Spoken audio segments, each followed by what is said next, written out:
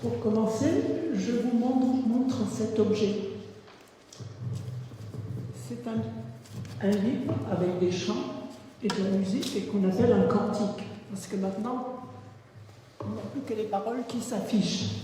Mais donc, il y a quelques décennies de ça, pour chanter au culte, vous prenez ces livres qu'on appelle des cantiques.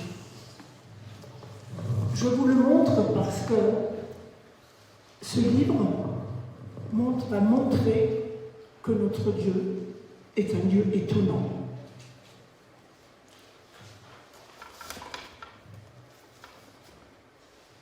Alors, il y a un mois, j'étais seule à la maison parce que mon mari était dans le Haut-Rhin pour quelque temps.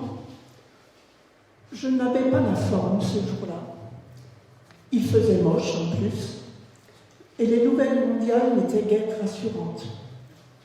Portes ouvertes et le sel, quand on lisait leurs revues, c'était aussi des nouvelles de chrétiens persécutés, de chrétiens en prison, et je portais tout ça comme un fardeau.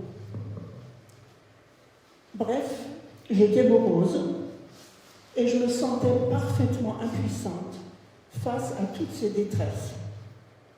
Et dans le courrier du jour, en plus, est arrivé le journal de l'armée du salut.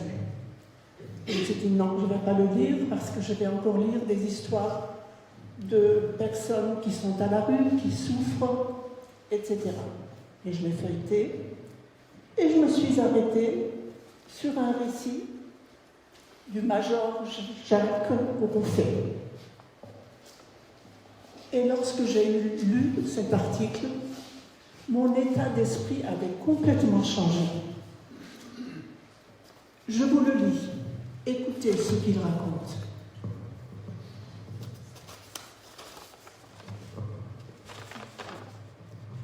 Alors, en 1969, c'est bon pour le micro, parce que je n'ai pas l'habitude de...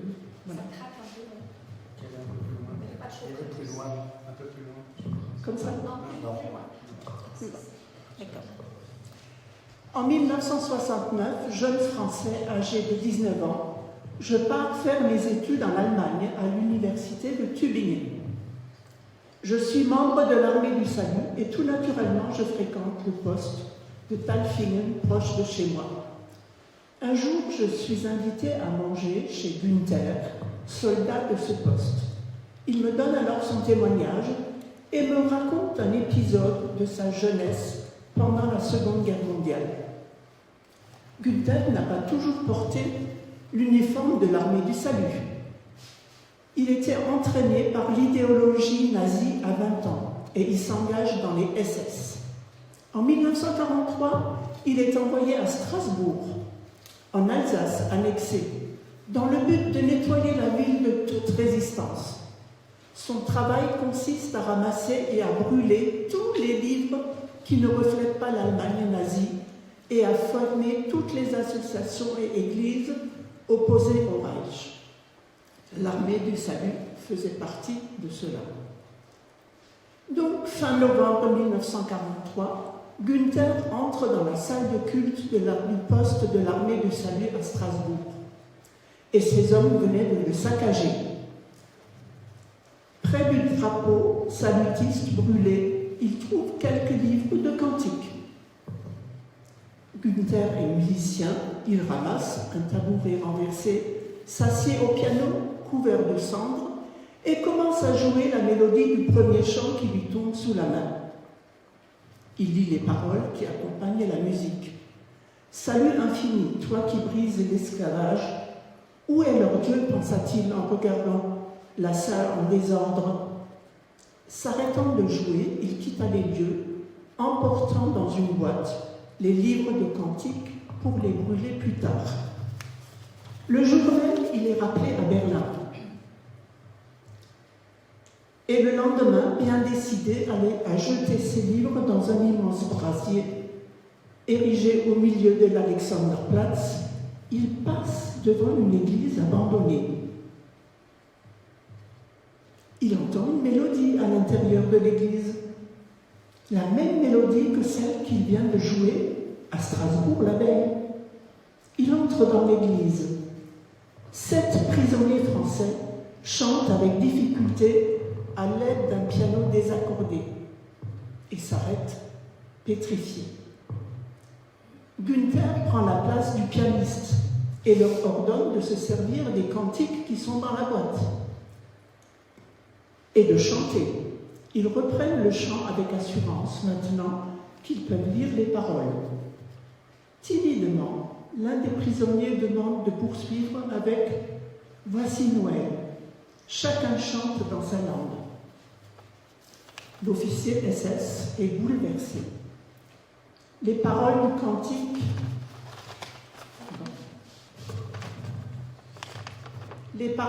cantique parlent de l'amour de Dieu pour nous en Jésus-Christ, qui a donné sa vie pour nous sauver du mal et nous réconcilier avec Dieu, le Père.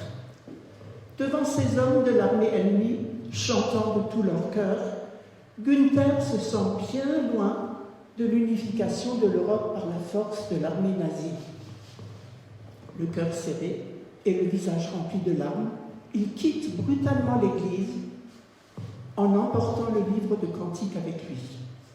Peu de temps après, il se réfugie en Suisse, il se joint à une église et à la fin de la guerre, il retourne en Allemagne pour devenir soldat de l'armée du salut cette fois-ci. Ma visite chez Günther se termine, mais avant de le quitter, il me montre le livre de chant qu'il a précieusement gardé sur la première page, il était écrit « Ce livre est la propriété du poste de l'armée du salut de Strasbourg. » Quelques années plus tard, ce même major était à Paris où il était nommé comme officier. Et il a été appelé par Jean, un salutiste, qui était malade et en fin de vie.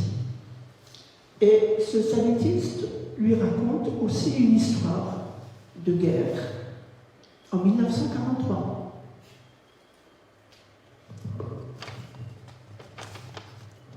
Il a été fait prisonnier et il était interné à Berlin.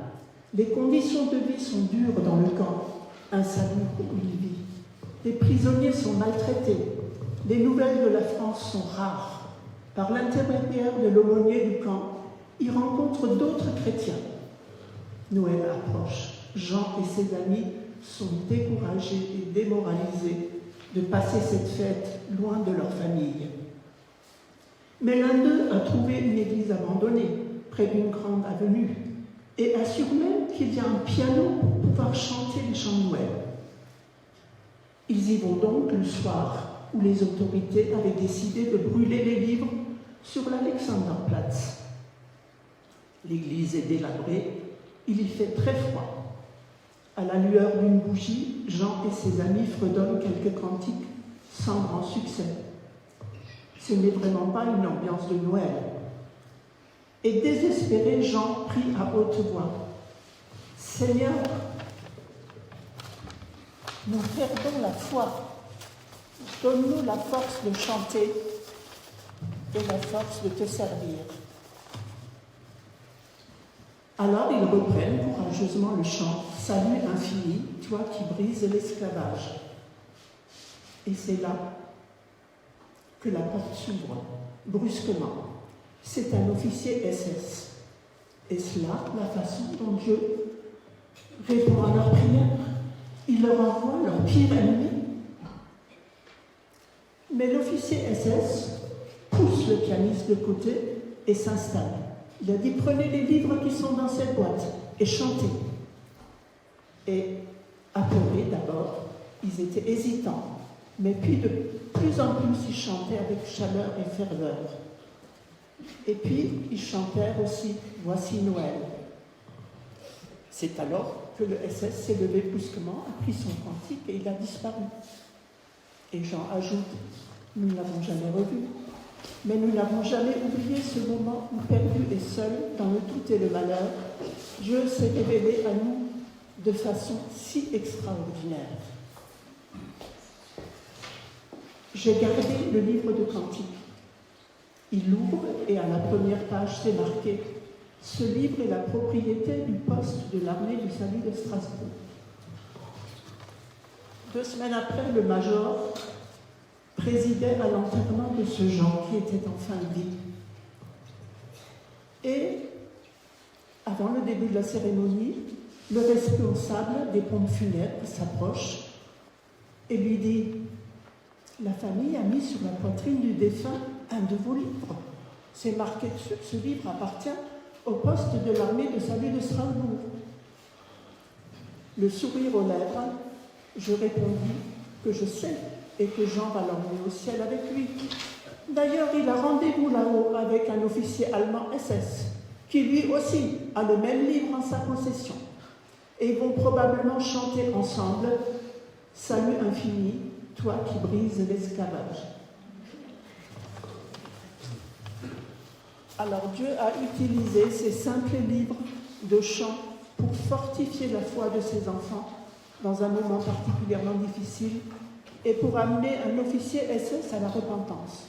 Dieu est vraiment étonnant. Cela m'a fait prendre conscience ce jour-là que Dieu est absolument souverain et que je n'ai pas à essayer, moi, de porter toute la misère du monde. Il est aujourd'hui encore, en ce Noël 2022, à côté de ceux qui souffrent en Ukraine, en Russie, en Afghanistan, dans les rues de Strasbourg ou ailleurs. Il est aussi à côté de chacun d'entre nous qui parfois vivons des situations difficiles. Nous pouvons affirmer avec joie « Dieu tient tout dans sa main. De qui ou de quoi aurions-nous crainte ?» Et pour terminer, j'ai une question qui me trotte dans la tête. Et ce monsieur des pompes funèbres, qu'est-ce qu'il a pensé ? Je me plais à imaginer qu'il a pu être suffisamment intrigué par cette histoire de cantique de l'armée du salut pour essayer d'en savoir un peu plus sur Dieu. Je le saurai peut-être dans l'éternité.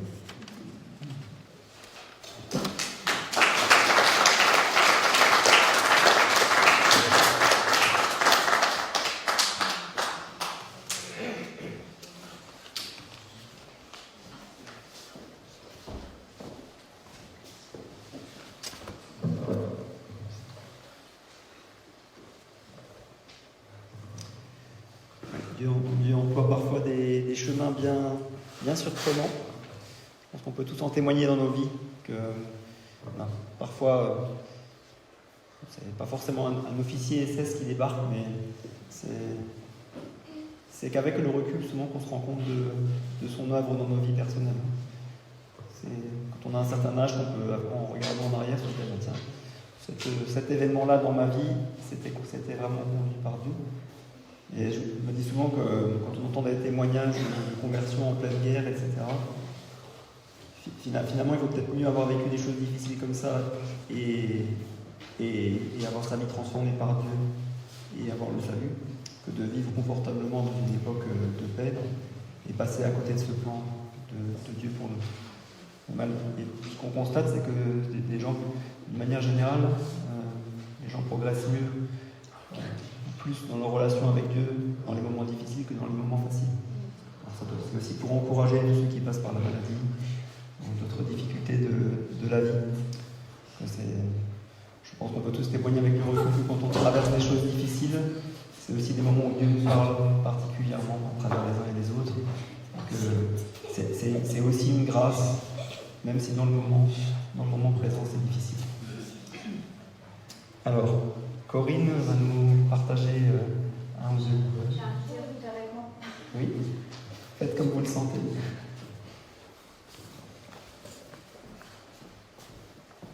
Partagez le micro.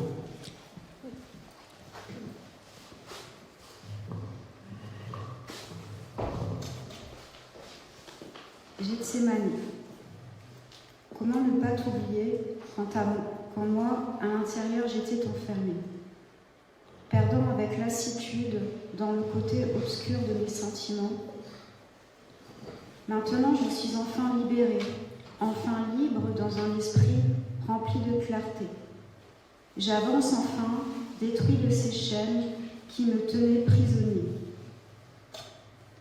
Grâce sur grâce, sans couler, pour notre éternité. À Gethsémani, tu m'as sauvé. Oui, tu as pleuré pour mes meurtrissures. Grâce sur grâce te soit donnée pour notre éternité. À Gethsémani, tu nous as sauvés. Dans le plus profond de mon âme, je t'ai reçu. Comment ne pas t'oublier? Quant à moi, à l'intérieur, j'étais égarée, perdant, jouant avec le feu de mes sentiments débridés. Maintenant, je peux enfin me relever. De cette terrible tempête en moi que tu as su calmer, je revis en ton nom, toi, le seul, toi, l'unique, mon roi. Grâce sur grâce sans couler pour notre éternité. À Gethsémani, tu nous as sauvés. Oui, tu as pleuré pour nos meurtrissures. Grâce sur grâce te soit donnée pour notre éternité. À Gethsémani, tu nous as sauvés dans le plus profond de notre âme. Nous t'avons reçu.